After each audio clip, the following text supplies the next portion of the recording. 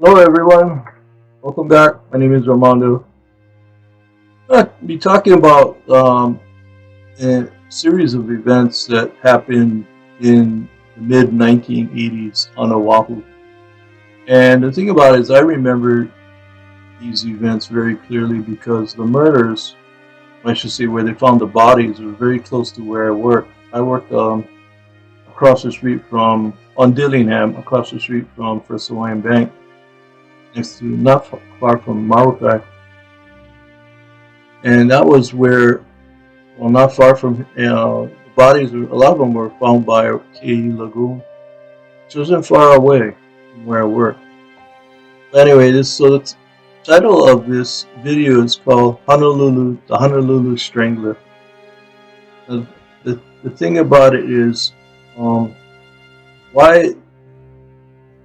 why the police felt that it was a serial killer is because the victims all had the same things done to them. Like their hands were bound behind their back, they were strangled and sexually assaulted.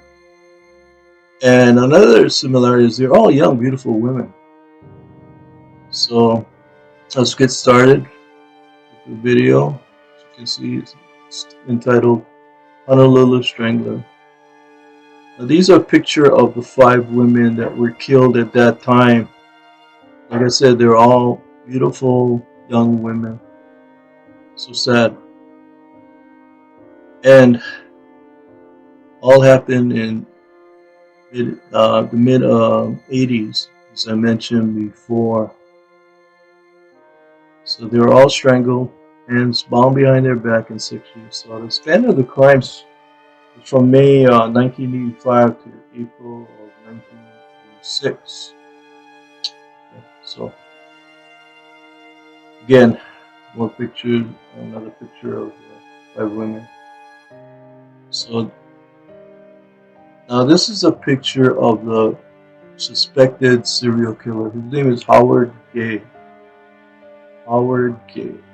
So he is the one. He was never convicted. Okay, and he got away with murder, but he passed away, I think, in 2003. This is now you see a map of where all the bodies are found by victims. Like I said, it's close to not very far, and so sad. Anyway, let's talk more about it.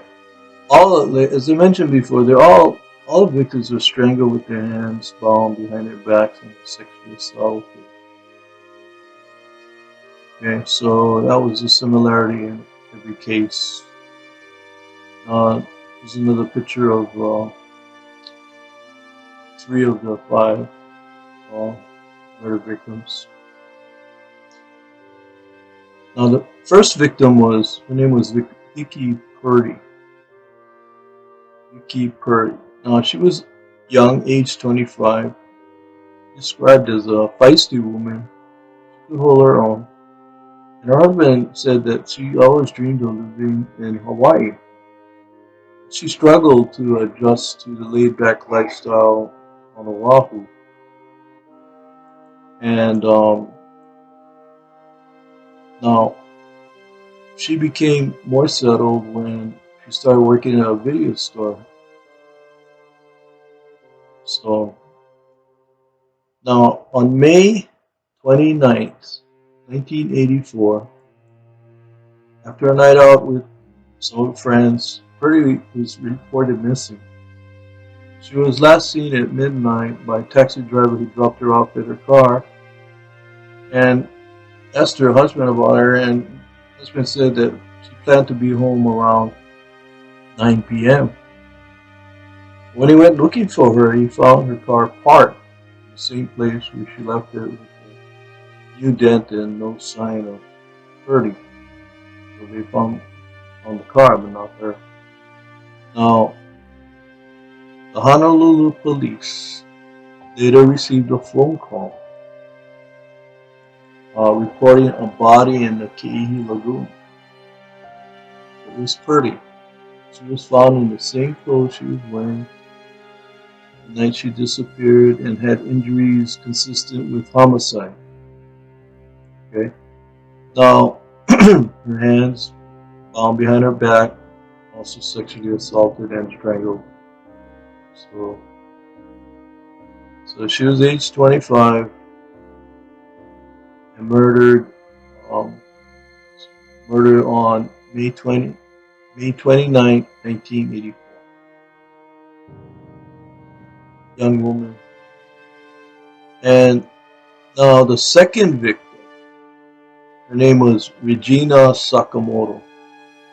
And she got the name Sakamoto because I think the father married her real mother and she took the name Sakamoto. Now she was 17 years old and she went missing after calling her boyfriend to let him know that she would be late to school.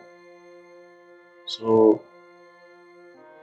according to serialdispatches.com, she took a local transit bus because she missed the school bus and was last seen waiting at the bus stop. Okay, that's another thing. Is a lot of these victims were found it, similarity was a bus stop. Trying to catch a bus or something. Now, no alarm was raised until later that night when she didn't return home from school. Okay, so her family called the police and reported her missing. Now, Regina Sakamoto, well, no, Regina Sakamoto's body was found in Kei Lagoon, less than 1 mile from the location where Vicky Purdy's body was found, so very close to each other. Her hands are bound behind her back. I said that's a similarity in this crime and sexually assaulted. Due to the similarities of the two murders, the police began to believe they were facing a serial killer. That's when they felt that, oh, we got a serial killer on our hands. So that's the first time. Now, there's a picture of her, Regina Sakamoto, young girl, murdered, beautiful girl. In January of 1986, she was killed. More pictures of her, very, very beautiful girl. Now, let's move on to the third victim. Now, third victim was Denise Hughes.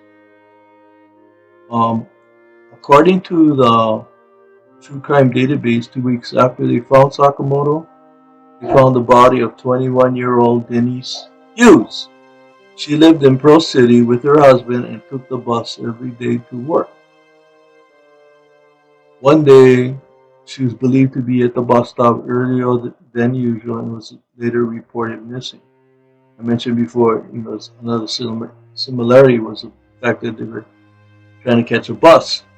She was found by 3 teenagers in a drainage canal around the same area where Purdy and Sakamoto were found, same area. And she had similar injuries to the two previous victims, like I mentioned earlier. Now, Denise Hughes, okay, Denise Hughes was 21 years old, young woman. They're all young, murder victims. Okay, she's a beautiful lady. And let's see. Once it was confirmed that these cases were related, the police created a task force to solve the murders with help from the FBI, Federal Bureau of Investigation. The True Crime Database shared the FBI's profile of the killer, saying the person was opportunist but an organized killer because he left very little evidence to go on. He most likely works or resides in the area. Okay, so that's what they believed in. Now, let's move on to the fourth victim, and her name was Louisa Medeiros. Okay, Luis Medeiros. Now, that was 7 weeks after Luis's body was found. 24-year-old Luis Medeiros' body was found. She was 3 months pregnant. So, that was really, really sad. This guy had no mercy. And then Medeiros had returned home from visiting family on Hawaii. He planned on catching a bus from the airport to, again, another similarity as far as a bus, catching a bus, to her boyfriend's apartment. And she was last seen at the Honolulu airport bus stop, was reported missing on March 26, 1986. So again, another young girl, young lady, and then catching the bus.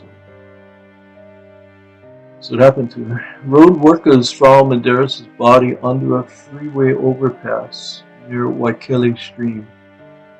So this is a little bit different now. It's way on Waikele now on finding the body. Her body had the same injuries as the other woman, as I mentioned before. Major Louise Sousa, the head of the task force, said the department didn't have any leads, but women were warned to be on high alert and avoid public transportation. So that's kind of like putting two and two together and figure out, hey, this guy's killing people trying to catch the bus. Okay. Now Louise Medeiros is 24 years old when she was murdered. Young girl, beautiful girl. Oh, they were all young, by the way. Now the fifth, thank God, the last victim was Linda Pesci. Okay. Now Linda Pesci was aged 36, a little bit older, but they said she was streetwise, she was tough woman. And they said when she moved to Hawaii, she married and had a daughter. However, she later separated from her husband and moved in with one of her friends. She was reported missing by her roommate on April 29, 1986. Okay? So, now, the police found Pesci's car on the side of Nimitz Highway, and they theorized that she had car trouble and left on foot to the bus stop. Now, this one, the fifth one, is the one I remember most because I remember going home from work near that area where a car was found. Police set up roadblocks to monitor the cars that were going onto the freeway, the on-ramp. That was close to the middle street, going onto the H1 freeway. I think her car, if I remember correctly, left as I was going on the on-ramp to the freeway. The left-hand side, you could see the police there, and her car was a blue-colored car. It was parked there, and I was wondering what the heck are the police looking for? But apparently, that's what they assumed, that she had car trouble and went to the bus stop. So they were kind of like stopping or looking at people as they were driving by. Okay. I don't know exactly what they were looking for, but I really remember this one clearly. If any of the five victims, this is the one I remember the most. Now, a Penn State University website reported that the witnesses reported seeing a light-colored van nearby and possibly Caucasian man near her car. Okay. Now, 4 days after Pesci's disappearance, a man matching the witness's description walked into the Honolulu Police Department, claiming a psychic told him where to find Pesci's body. Okay? Now, that was 4 days later. Now, Howard Gay was 43 years old, and then he took the police to Sand Island. But he was avoiding one certain area. Noticeably, he was avoiding one area, so the police moved to this spot and found Pesci's body with injuries similar to other victims. So this is Linda Pesci's body picture. He was murdered on April 29, 1986. Now, Gay was arrested for Pesci's murder on May 9, 1986, and he was questioned for several hours. And when he confronted him about the crime, Gay put his head down and said he didn't do it. According to the Penn State University website, Gay's girlfriend told investigators that some nights when they fought, he would leave the house. These nights were the same nights the murders occurred. Wow. Now, what a coincidence, yeah. So, one woman claimed that she saw a man with Pesci on the night she was killed and picked Gay out of a lineup. However, the woman, she didn't consent to be a witness in court out of worry for her safety. She was afraid. She didn't want to be a witness in court. So they were having a tough time trying to get evidence against this guy. But the police were convinced that they found the, deemed Honolulu Strangler. However, there was not sufficient evidence to convict him. Gay died in 2003 and was never charged for the murders of Vicky Purdy, Regina Sakamoto, Denise Hughes, Louise Medeiros, or Linda Pesci. And there have been no other murders linked to this case. So, got away with murder, basically. That's what happened. So sad that these, no closure in these cases, but that was really, really sad. Anyway, that's the story of the Honolulu Strangler, and I hope you enjoyed this video. If you have any comments, leave them in the section below. Or if you remember this series of events that happened in the mid-80s, I clearly remember them because a lot of women were very, very afraid, even at our workplace, which is very close. Why? I remember the women were very, very afraid. They wanted, we escorted them to the cars and everything at work, wherever they had to go to. Honolulu, people in Honolulu were really, really afraid during this period of time. Okay, so anyway, mahalo for watching and ahui ho.